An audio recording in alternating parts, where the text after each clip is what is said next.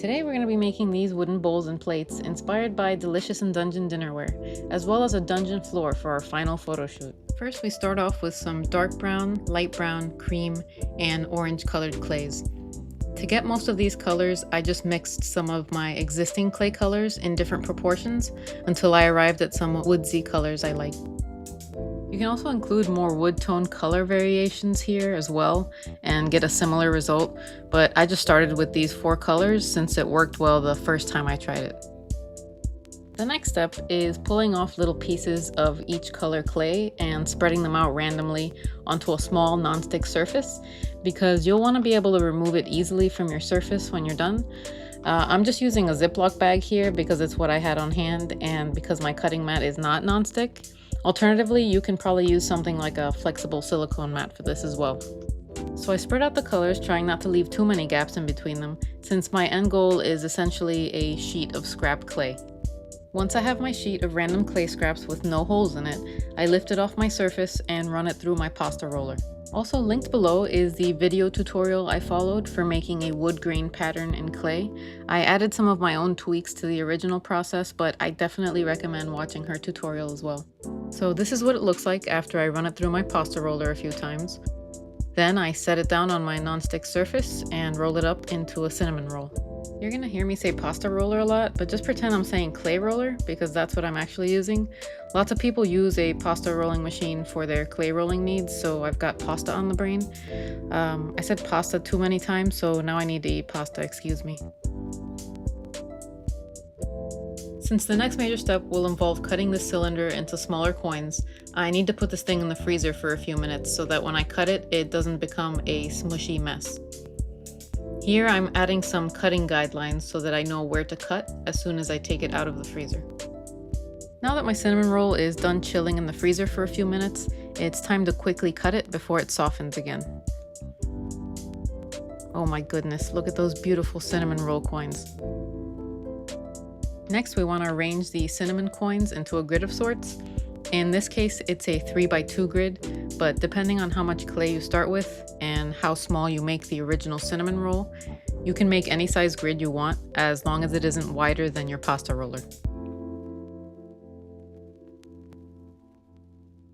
And here you see me trying and repeatedly failing to push the coins together so that I can lift them all up as one sheet. But eventually I succeed off camera.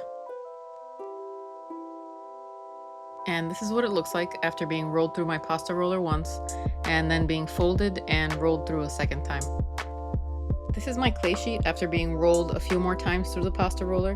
You can just keep rolling it until you get a grain distribution that you're happy with, but make sure that you're always rolling in the same direction, otherwise the grain pattern will get muddied very quickly. Here I'm using one of my metal circle cutters to stamp out my wooden plate. And that's what the backside looks like, so that'll be the bottom of the plate since the grain pattern isn't as pretty as on the top side. And then I'm using this wooden thing. I have no idea what this is. I bought it at a hardware store a few years ago, specifically for making clay plates. But anyways, this will be the mold for my wooden plate. So I try to center the clay piece as best I can, but that won't matter too much since I'll be trimming the edge of the plate after it's baked. Then I wet my finger with some mineral oil and I start gently folding the plate edges down along the sides of the wooden mold. And this is what the plate looks like after baking in the oven for 30 minutes. The next step is carefully taking my blade and trying to evenly cut the edge of the plate. And then the moment of truth, removing the plate from the mold. The first time I did this off camera, the plate broke, which is weird because that's usually the sort of thing that only happens on camera. But anyways, luckily this plate removal was a success. Since the edge is still rough and not quite even, the next step will be sanding. I use this 60 grit sanding block for the first sanding pass and a 220 grit for the final smoothing pass. Since I want this wood to have a richer and less dry looking color, I'm gonna dry brush it with some cinnamon colored paint.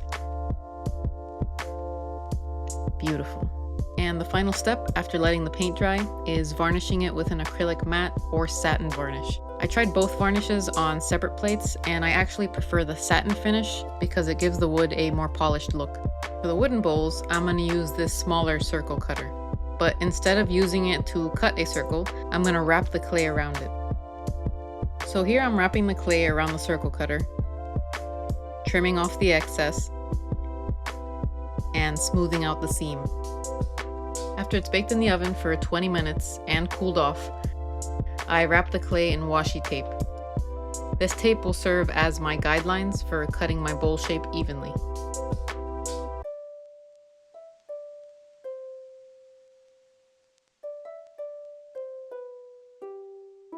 Just like I did with the plate, I sand the edge of the bowl to smooth it out. And then, since I want the lip of the bowl to not be so thick, I carefully trim it with my Olfa blade. This was the scariest step because I could easily cut too far and have to start all over again. Next, I take a metal hobby file and clean up the inside of the bowl. Here, I'm adding a piece of my wood grain clay to the bottom of the bowl. And then, forgetting that my mat is not non-stick, I try to clean up the inside of the bowl here. And yeah, we'll just fix this off camera. You saw nothing. And you see nothing. After baking the bowl bottom, I give it that nice cinnamon dry brushing. Next up is filling the bowls with some pumpkin soup. Here I add some translucent liquid clay to the bowls, and then I sprinkle in some tiny clay pumpkin chunks. So this is what the soup looks like after baking in the oven for 20 minutes. And now it's time for its gloss layer. I'm going to use this Sculpey gloss mixed with some orange and brown chalk pastels, just like I did with the jack-o'-lantern soup bowls. And they're ready for their photo shoot. But you know what? I don't want to use the same grass diorama I used for my pumpkin dudes, so it's time to make a dungeon floor. For the dungeon floor, I'm using a piece of XPS foam, roughly 12 by 12 inches, and I add horizontal lines to it to get the stone rows started. I'm using one of my ballpoint tools here, but you can use a dull pencil or other similar tool. You just want to make sure whatever tool you use that you aren't poking too hard into the foam, otherwise you'll leave ripple lines in it that look nothing like stone. I use the width of my ruler as the guide for the line spacing, and then I add some more parallel lines roughly halfway between the first set of lines. After tracing all these lines once more with a smaller ballpoint tool to make the lines deeper, I start working on the vertical brick lines. And I check my reference image to make sure that I make the bricks look similar. Then I add curves to the corners of each stone, one by one. Somehow I did all this very tedious line work without any external entertainment like a podcast or music, and that was a mistake. So if you're doing this, I highly recommend having some kind of audio to entertain you, unless spending hours in silence staring at a board sounds like a pleasant meditative experience. The next step is adding some stone texture to the bricks, which I do by smashing this piece of smushed up foil onto the foam. I very quickly realized that this is going to take forever, or my hand is going to fall off. So I try using a ball of foil to roll rather than smash the texture on. After doing that for a few minutes, and giving my palm the most exfoliation it's ever experienced, my dungeon floor is looking nice and stony. As you can see, there's a thin gash line through the middle of this board, so this is going to be my test piece before I make the final dungeon floor. Yes, I'll be doing this all over again, and yes, I'm going to forget to listen to anything for entertainment while making it. I add some white paint mixed with Mod Podge as the base coat to my test floor, and I add some more layers of paint on top of that. Then I cut it in half to do a handful of tests on each test piece, because I don't really know what I'm doing when it comes to working with XPS foam. After that warm-up, I start my final floor with a coat of brown paint mixed with Mod Podge. After that brown base coat dries, I dab on a layer of light brown paint. The next step after that dries is adding a light mustardy green dry brush on top of it. Off camera, I dry brushed some gray paint in random spots to begin the weathering process. Here I'm adding a grayish-greenish wash to the edges of the stones to add some more depth to them. After letting that dry for a few hours, I add another layer of the light yellow dry brush, to make all the dark weathering look more subtle and make everything more cohesive. And here I'm painting on some dark green spots where I plan on adding the moss turf. I used this matte Mod Podge as my glue layer for the moss turf, and it actually dried much shinier than I thought it would, which looked ridiculous from certain angles, but I was able to make it a little less shiny by applying a layer of matte acrylic varnish at the end. And because I don't think the floor looks dirty enough, the next major step is adding this dark brown wash over the entire thing. I realized at this point that I could spend several more hours working on this floor before anyone even noticed the difference. So I decided just to fill in the brighter spots with some dark green paint and call it a day. And for my final little detail, I cut a little placemat out of canvas fabric to place the dinnerware on top of. This here is my very first cutting mat that I bought 5 years ago, and it's now living its second life as my painting and gluing mat. As you can see, it's helped me through many projects. Here I'm using some Mod Podge to coat the canvas placemat. This will serve two purposes. One, to keep the placemat nice and flat, and two, to make sure that the edges don't continue fraying. After letting the placemat dry for a few minutes, it's time to pull it off my cutting mat. So here I thought I'd just fold my cutting mat and the canvas would just pop right off.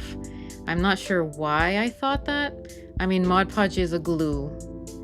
But anyways, I hacked away at it with one of my sculpting tools and tried to flatten it out by hand, but it was pretty warped. So then I wet it a bit and put it on this wax paper under a weight, and that did the trick, luckily. So I just had to trim the edges a bit, but otherwise we're all ready for our final photo shoot.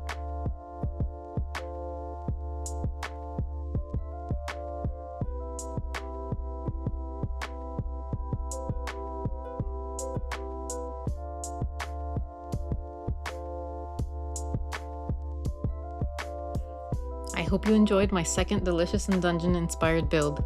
If there's anything else from the show you'd like to see me make, please let me know in the comments. Thank you so much for watching, and see you in the next video.